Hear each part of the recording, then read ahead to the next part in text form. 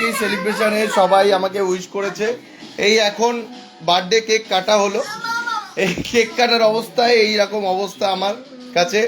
আমার ছোটবেলার ছাত্রী এসছে আর আমার এক বৌদি তারা এসছে, এবারে সব মিলে ফিলে এই ভূত করার অবস্থা প্ল্যান চলেছিল।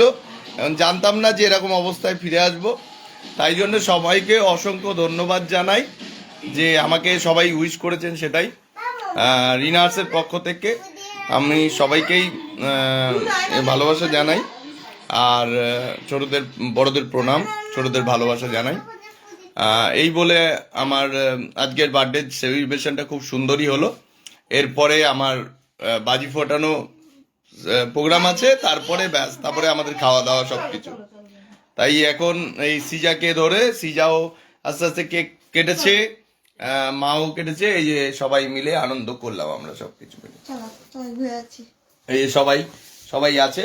এই যে বৌদি আমাকে গালের কেক মাখিয়ে দিয়েছে, সঙ্গে আমার ছাত্রী আছে, আর এদিকে সিজা, ওদিকে মা, সবাইকে রিনার্সের কেকে। এখন আমি লাইভে এলাম, এই প্রথম লাইভে এলাম, কারণ এতক্ষণ ধরে আমি খুবই ব্যস্ত ছিলাম, কারণ সব বার্থডে উইশ আসছিল, সেটা আমি দেখছিলাম সবকিছু।